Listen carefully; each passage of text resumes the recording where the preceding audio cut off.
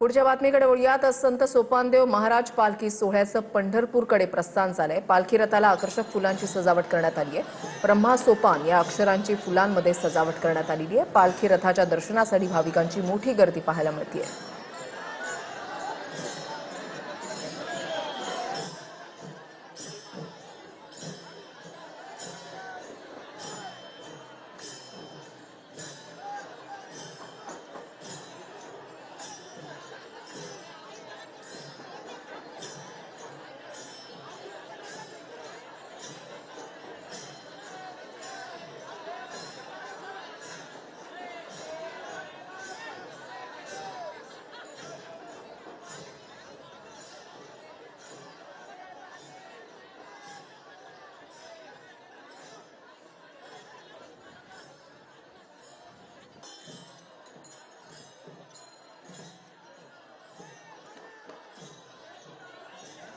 संत सोपानदेव महाराजांच्या पालखी सोहळ्याचं पंढरीकडे प्रस्थान झालेलं आहे। विठुनामाचा जयघोष, टाळ मृदंगाचा गजर आणि एक सूर एक तालामध्ये तल्लीन होत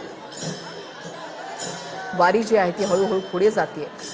एकच फक्त आस लागलेली आहे ती म्हणजे आपल्या सावळ्या विठुरायाच्या दर्शनाची आणि या वारीमध्ये सहभागी होत या वारीचा अत्युच्च आनंद वारकरी या ठिकाणी घेताना दिसतात।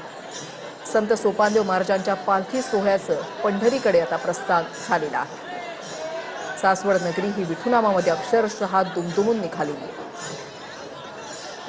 टाळ मृदंगाचा गजर, केशरी पताका, तुळशी वृंदावन डोक्यावर घेत वारकरी वारीमध्ये सहभागी होत असतात।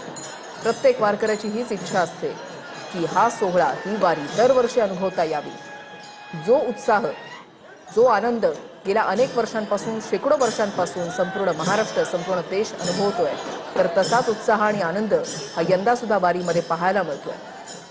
पालखी सोहळा आज सासवड या ठिकाणी प्रस्थान करत आहे। आपण बघू शकतोय की मुख्य मंदिरातून सध्या पालखी जी आहे ती सध्या प्रस्थान करत आहे आणि आपण वारकऱ्यांच्या अगदी भक्तिमय जो वातावरण आहे, या वातावरणामध्ये ही जी पालखी आहे ती सध्या या मुख्य मंदिरातून बाहेर पडतानाचं चित्र जे आहे ते आपल्याला या ठिकाणी पाहायला मिळते। अगदी ज्ञानोबा तुकोबाचा गजर आणि अगदी भक्तिमय वातावरण आहे ते सध्या सासवडमध्ये सुरू असलेलं चित्र जे आहे ते आपल्याला या ठिकाणी पाहायला मिळते। एकीकडे संत ज्ञानेश्वर महाराजांची पालखी आज सासवडमध्ये मुक्कामी आहे, तर दुसरीकडे त्यांचेच बंधू संत सोपान महाराज यांची पालखी आज चांबळी नदीच्या काठावरती बसलेलं त्यांचं समाधी मंदिर आणि या समाधी मंदिरामधून त्यांच्या पादुका जे आहे त्याच पंढरपूरच्या दिशेने मार्गस्थ होताना आपल्याला या ठिकाणी पाहायला मिळते। अगदी भक्तिमय असं हे वातावरण या ठिकाणी आपल्याला पाहायला मिळते। वारकऱ्यांचा गजर, हे सर्व महाराष्ट्राच्या कानाकोपऱ्यातून आलेले हे वारकरी ज्ञानोबा तुकोबाचा गजर आणि विठुनामाची नाममात्रा घेत पंढरपूरच्या आपल्या लाडक्या विठुरायाला भेटीसाठी